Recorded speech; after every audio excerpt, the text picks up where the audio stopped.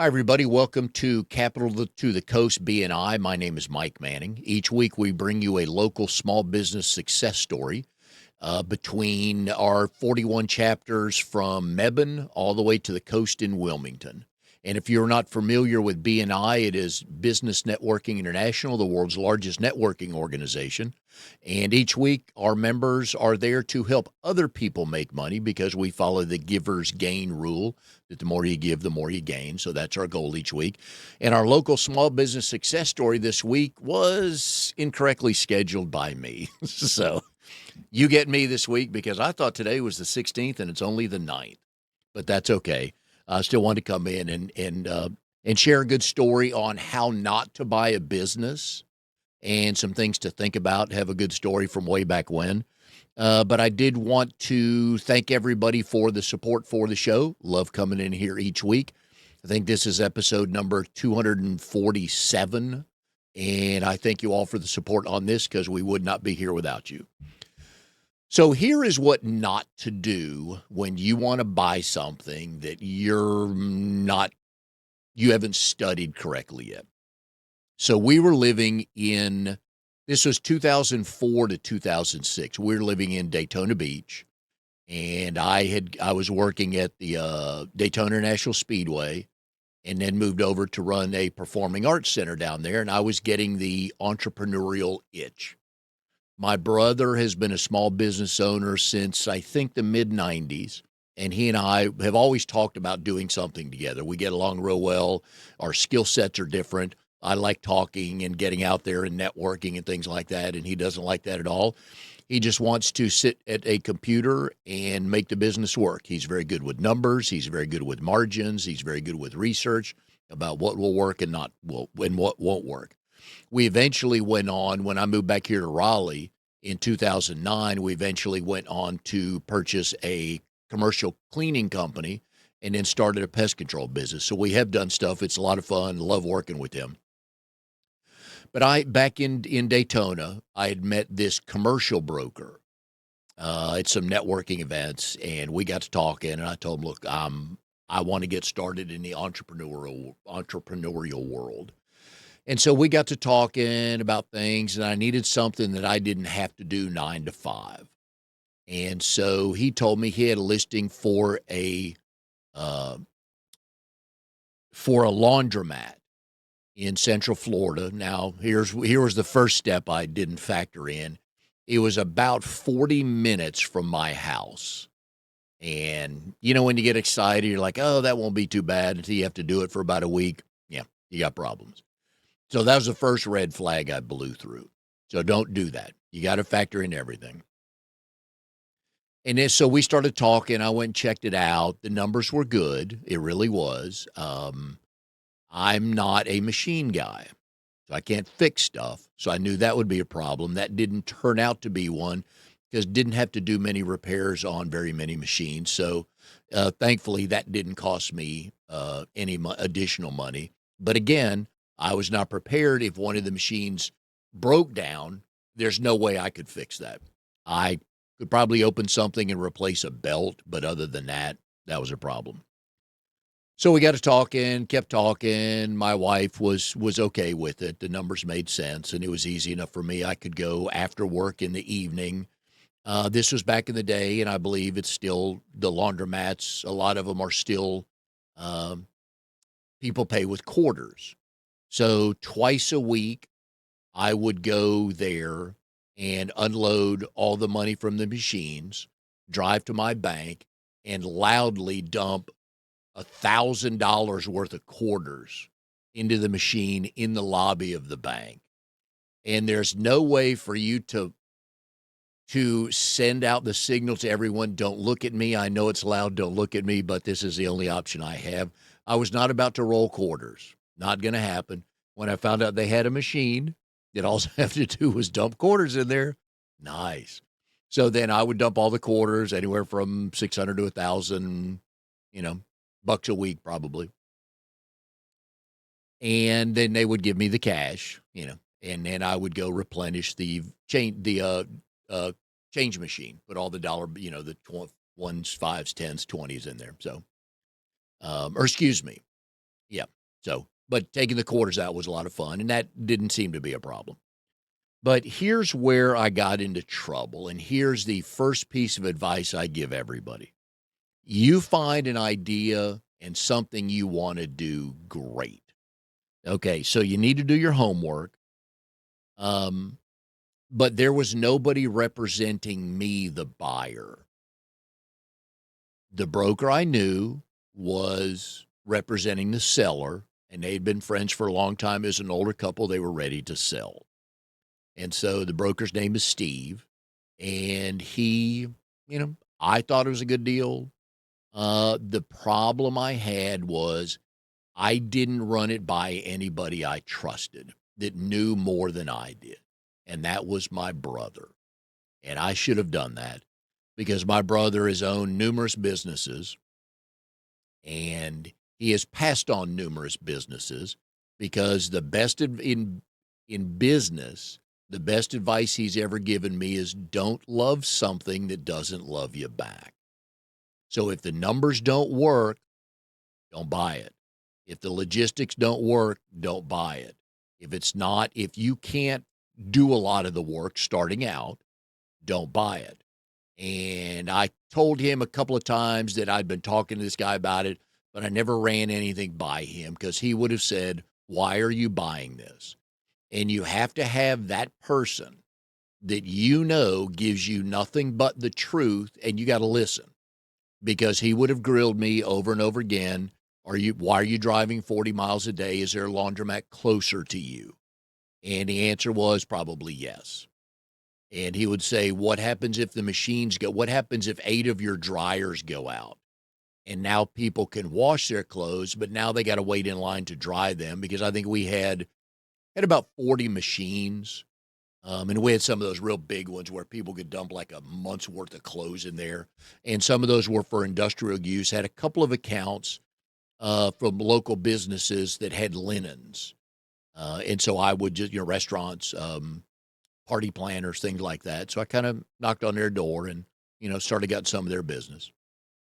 But he would have asked me what happens because he always says the first thing he looks at is what's the worst that could happen. Is if this business went out of business today, could I still survive? What am I losing? What do I have to give up? And so he would have asked me that if 8 dryers went down, what would you do? How would you make your clients happy on the busiest times, which was usually Friday night, Saturday, and Sunday? And they could wash their clothes, but then they had to let them sit around and for 10 minutes, 20 minutes, 30 minutes before they could get a dryer. He would have asked me that. And then he would have also asked me, how are you going to fund it? Which I was able to get into it. Okay. Wasn't the worst thing in the world. And then he would have asked me, what's your exit plan? No, I had none. I was so happy to have a business, and I didn't care how far I had to drive. I didn't care what I didn't know. One of the things I did do, there was a bathroom in there, and I retiled the walls. Got those little tiles and put them in there. You put paste it. I'm using the wrong words because I'm not technical, okay?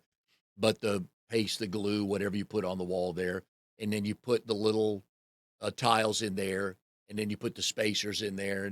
And my friends laughed at me because I'm not a fix-it guy. My wife is. She put our gas grills and our ceiling fans together, and I do the laundry and the shopping and stuff like that. And I did that all by myself to prove a point, and they all laughed and called me lucky. But I saved money because I did it myself, and those are the things somebody would have asked you to do, or my brother would have asked about me. Had a lady there that would come in probably 3 days a week from 9 to 2, and people could drop off their laundry and we'd do it for them. There's an extra fee, but she would wash them and then she would fold them and they'd come by and get them. And so that worked out pretty well. Didn't get a chance to maximize that too much because she didn't really want to work any more hours than that. She's about 70, very good, in good shape. Uh, Enjoyed working with clients, but wasn't interested in working much more than about 15 or 18 hours a week. So should I plan to hire someone else to do that? So I always have somebody there for the most part to do that. Plus it was a 24/7 laundromat, totally open whenever you wanted to go in. and I had to buy some cameras, which was a good investment, and that worked out well. Never had any problems with anything. That laundromat had been there, I think it was about 40 years, so it was well established. But the problem was I didn't run it by my brother. And then as time went by, it's like, I got to drive over there and things like that. So then the other thing you try to figure out is how are you going to market it? So, things related to houses we can market, roofers, landscapers, painters, residential cleaners. We can market those because usually you can find houses, you can find the people there, you can talk to them, you can get that. But how do you get word out for a laundromat in a small town? We're one of two there. So, we were doing business. Like I said, the numbers were good, but I didn't really know what to do to market a laundromat. Because what do? Go knocking door to door and tell people? So, ran a little ad in a local newspaper. But I knew the growth side was on the commercial side. But there just weren't that many businesses in town to grow that way.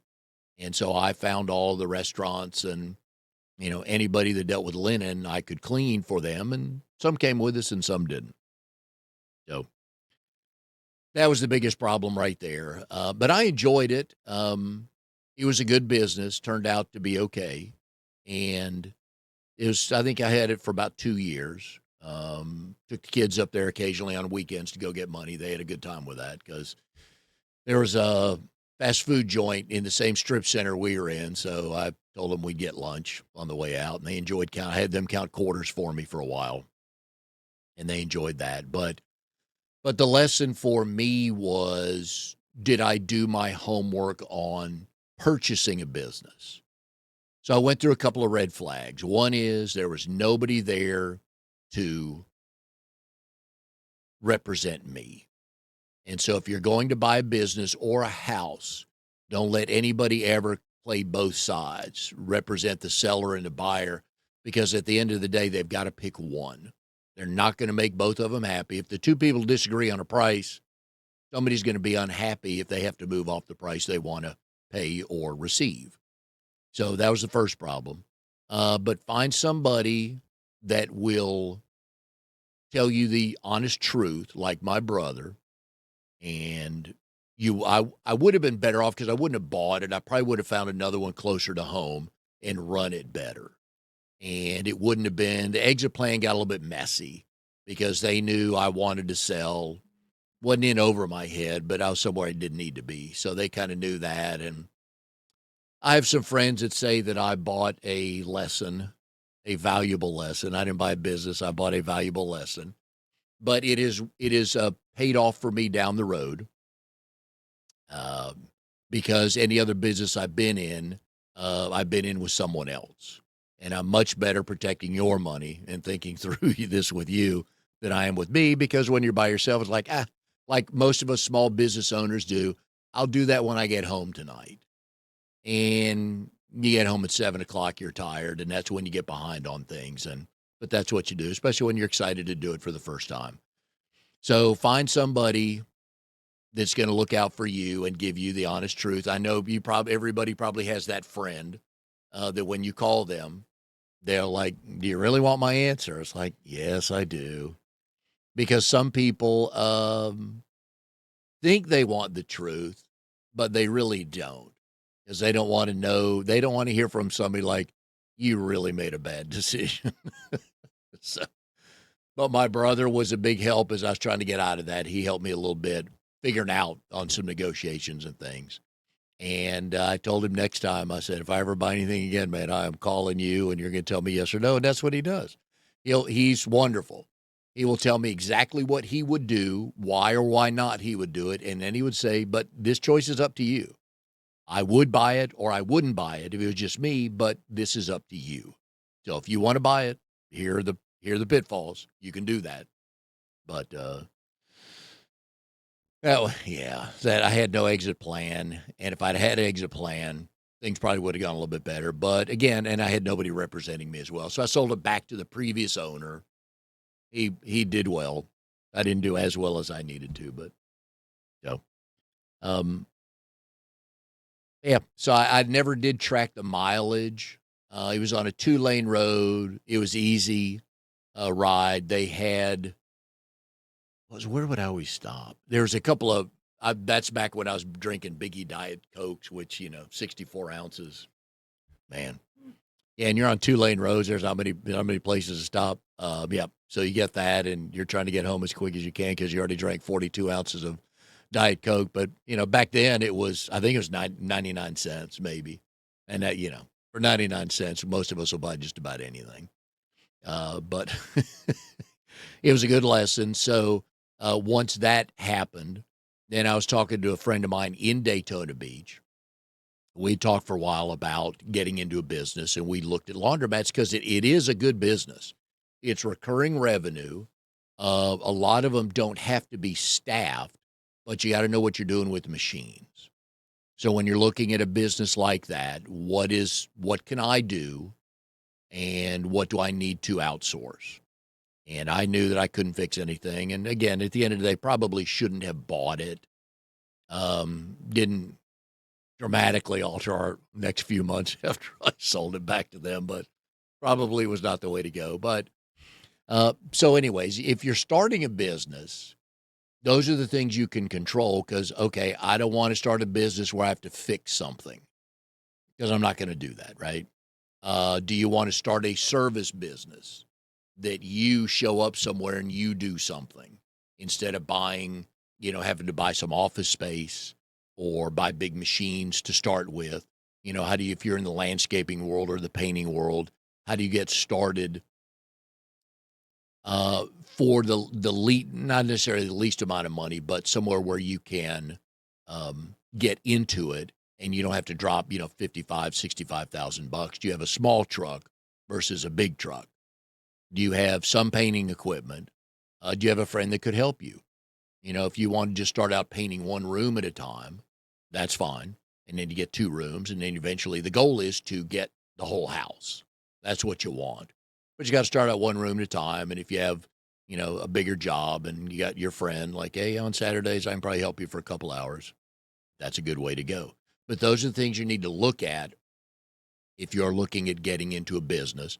And I'm sure some of you listening, either you have or you've had a friend that it didn't go well.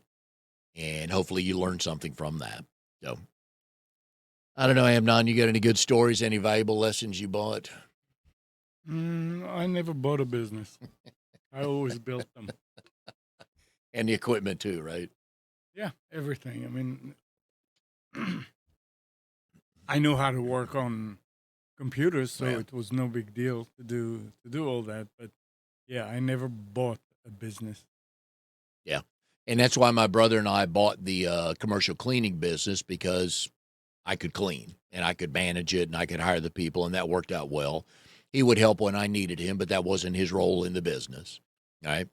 And so the pest control worked out well. We had partnered with somebody outside of the triangle that wanted to move into the triangle, and we, worked out a deal that we would go get business. He would train us.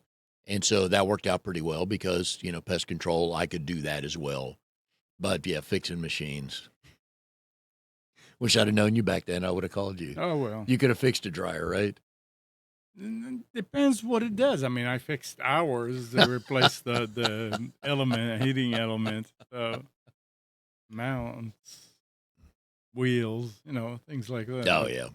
Yeah. yeah, but you need there's no doubt you need to know how to do it Yeah. because you cannot have somebody come in to do it and pay them what?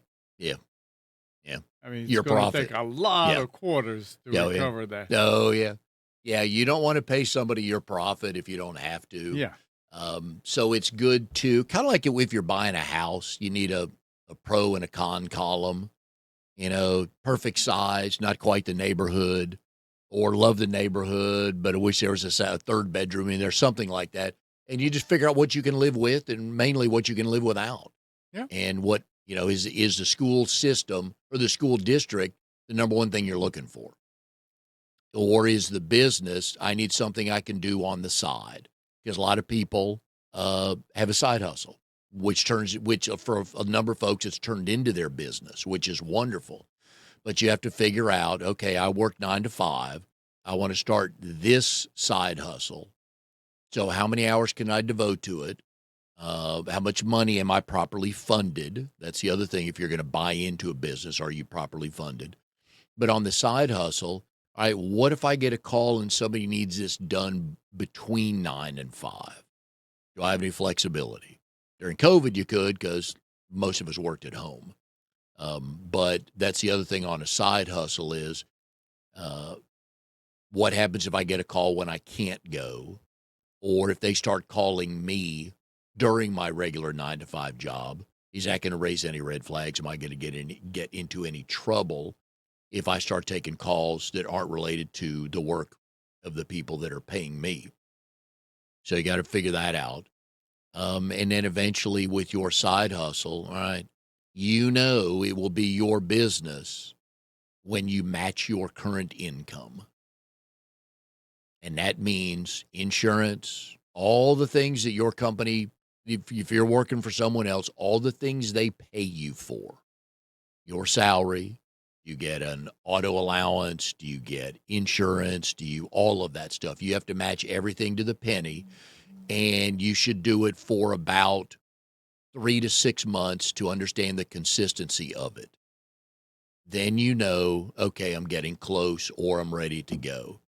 But again, some people, they'll start a side hustle and they'll be making $800 the first month, and then $1,300 the second month, and then $1,900 the third month, and they think, oh, it's just going to grow every month, and then they jump ship right then, and then all of a sudden it's like, oh, this isn't growing as fast as I thought, or I didn't realize everything my company paid me that now I have to cover, because insurance, folks, it is not cheap for a small business owner, not cheap at all.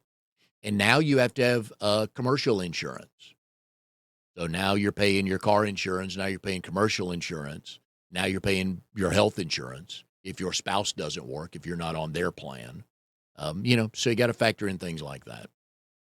And so those are good. Those are fun things to look at for a side hustle.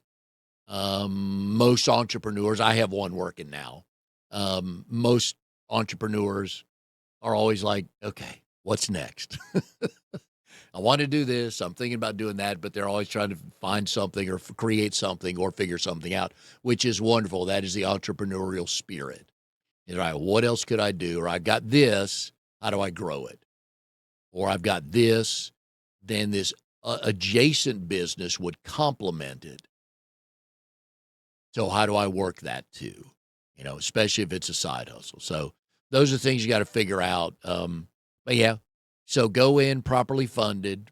Pretend like you're not going to make any money for 90 to 180 days. And that'll take the stress off of you. We've talked with a number of guests on the show here that being properly funded allows you to make correct decisions instead of, well, I better drive 48 miles to make $200 because I need $200. And then you're getting in trouble. Because if you were properly funded, you would have turned that job down because you'd have known just the time alone to drive 48 miles, whether it's city or interstate, because then you got to drive it back. So if the job takes you to, hour and a half, and it's an hour and a half of drive time, now you're into 3 hours. So now you're down to $65 an hour, and you didn't fill up with gas. So there's another, however much money. So things like that you need to think about when you're not properly funded. That's what gets a lot of small businesses into trouble from the beginning is they're not properly funded. So they have to make decisions they wouldn't normally make if they were up and running and had everything funded. So anyways, that is all I got for today, folks, is my story on what not to do. So again, let's recap. Be properly funded. Have somebody to check your work. You may love it, and it makes perfect sense to your enthusiasm, but it doesn't make sense for the bottom line in your life, especially you have a spouse or a partner or a family, and they got to have buy-in as well. So if you make sure those two things are good, you'll probably have a decent shot at purchasing the right businesses or starting the right businesses.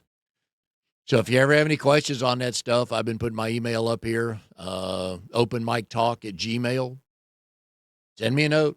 I'll answer some questions for you. I'll I'll be a sounding board for you if you have a couple questions on that. Happy to help on there. So I think that's it.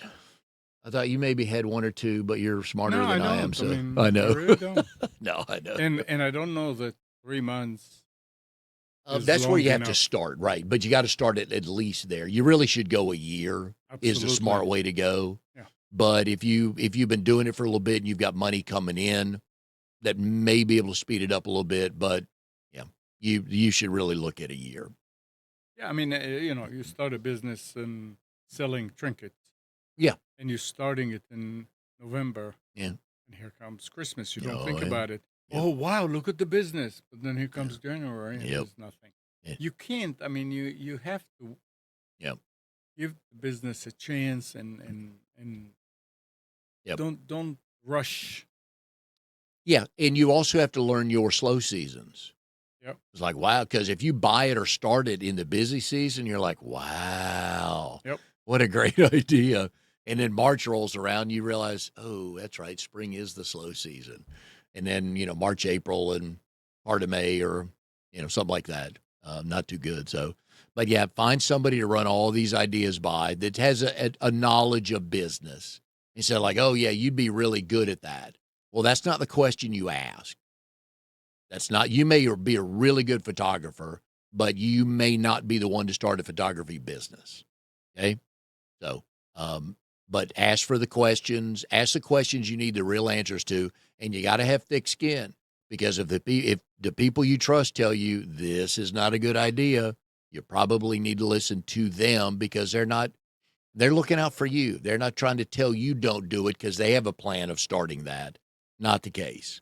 So if you trust them and they tell you, this doesn't sound right for you. And not every job is, not every business is. So you learn along the way. So, but anyways, I appreciate everybody being here today. My apologies for not having a guest. We'll most definitely have one next week. And I will see everybody next week on Capital to the Coast BNI.